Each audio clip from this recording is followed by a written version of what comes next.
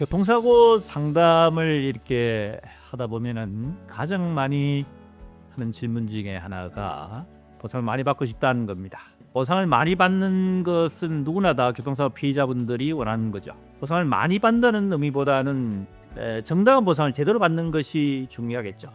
똑같은 피해라도 누가 어떻게 처리하느냐에 따라서 보상이 달라질 수 있겠습니다. 오늘은 보상을 제대로 받는 방법에 대한 부분에 대해서 전문가의 조언을 드리는 시간을 갖도록 하겠습니다.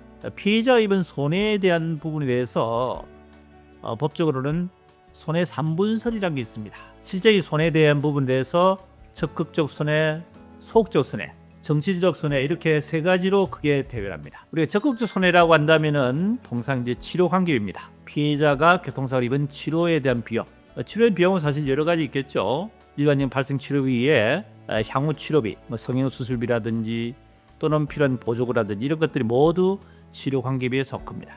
또는 이제 간병비, 환자가 자력으로 일상생활이 어려운 경우에 옆에서 누군가 도움이 필요한 경우, 이게 소위들은 간병비, 법률용어는 개업이라고 합니다. 이런 비용들도 역시 적극적 손해에 해당됩니다. 그 다음에 이제 소극적 손해라고 한다면은 피해자가 사고로 인해서 입은 실질의 손실, 대표적인 것이 이제 휴업 손해가 되겠죠. 사고로 인해서 일을 못한 기간에 발생할 수 있는 손해, 또는 장애로 발생해서 발생할 수 있는 후유증에 대한 장애 일시수익, 이런 것들이 소극적 손해에 해당됩니다. 그 다음에 이제 한 가지가 이제 정치적 손해, 고통에 대한 부분을 금전적으로 보상받을 수 있는 손해입니다. 이런 세 가지 손해가 피해자가 입은 손해에 대한 부분인데, 보상에서 가장 중요한 부분이 몇 가지가 있습니다. 첫 번째는 이제 피해자 과실입니다. 이제 사고를 입게 되면은 피해자 과실이 없는 경우도 있고, 또는 과실이 많은 경우도 있겠죠. 그 사고 유형에 따라서 피해자 과실이 있게 되면은 과실만큼에 대한 부분은 전체 피해 보상에서 그만큼 공제가 된다는 사실입니다. 이 손해에 있어서 피해자 과실은 굉장히 중요합니다.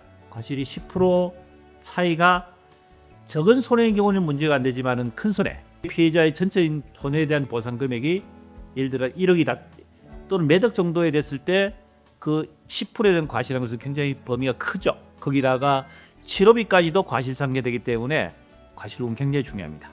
자, 그 다음에 또 뭐가 있을까요? 네, 소득입니다. 피해자가 실제로 사고 전에 어떤 일에 종사했는지, 그 사람이 직업에 따라서 소득이 있겠죠. 도시일용 근로자 임금으로 인정되는 경우, 또는 급여 소득자인 경우, 또는 기술직 종사자인 경우, 또는 사업 소득자인 경우, 여러 가지 태양에 따라서 피해자의 소득을 어떻게 인정받을 수 있는지, 이것도 역시 손해 산정에서 굉장히 중요한 부분입니다. 그런데 사실은 이보다 더 중요한 부분이 있습니다. 피해 보상을 산정해서 가장 중요한 요소 중 하나가 바로 장애율입니다. 교통사고는 맥브라이드 시기한 노동 상실률로 평가하게 됩니다. 피해자가 장애로 해서 발생한 노동의 상실률을 가지고 피해자의 소득을 가지고 손실된 부분에 대한 일시수익 산정에 있어서 이 장애율이 굉장히 중요합니다. 맥브라이드 장애에 대한 부분이 굉장히 복잡하고 편하지 않기 때문에 제 유넨리에서 따로 컨텐츠 만들었으니까 참고하시면 될 것 같고, 장애에 따른 피해 보상이 일시수익에서 굉장히 큰 범위를 차지한다. 그 중에서도 영구장애라는 것은 피해자 입은 손해에 대한 부분을 가동기간 65세까지에 대한 상실된 소득에 대한 부분을 보상받는 건데, 한시장애라는 것은 예를 들어서 3년 정도의 장애가 남다면 3년 동안에 대한 일시수익만 계산하는 겁니다. 그래서 영구장애냐 한시장애냐, 여기에 따라서 피해 보상이 굉장히 크게 차이납니다. 장애에 대한 부분 때문에 보험사고 굉장히 맞자리 생기고 결국 소송까지 가야 될 경우가 많습니다. 장애가 일시수익이 굉장히 큰 범위를 차지하기 때문에 보험사 입장에서는 피해자의 손해에 대한 부분을 제대로 인정하지 않고 보통 이제 자문회의를 거쳐서 처리한 경우가 많죠. 또는 피해자 입장에서 잘 모르다 보니까 영구장애 남는데도 불구하고 보험사에서 주장한 대로 해서 한시장애로 장애를 인정한다든지, 또는 장애가 남는데도 불구하고 장애를 산정하지 않고 향후 치료 비용을 해서 피해보상 금액을 가지고 합의를 한다든지, 이렇게 해서 합의서에 날인하고 사건을 종료하고 그러면 이후에는 추가적으로 청구할 수 있는 길이 자체가 없어지기 때문에 엄청난 큰 손해가 발생하는 경우가 많습니다. 이것이 실무적으로 상당히 문제가 많은 발생하는 부분인데, 아무래도 이런 장애가 예상되는 사건에 대해서는 아무리 전문가의 상담을 거쳐서 조언을 얻고 필요한 도움을 받아서 처리하는 것이 도움이 되지 않을까 하는 말씀드립니다. 어떻게 도움이 되셨습니까? 네, 구독, 좋아요, 알림 설정 부탁드립니다.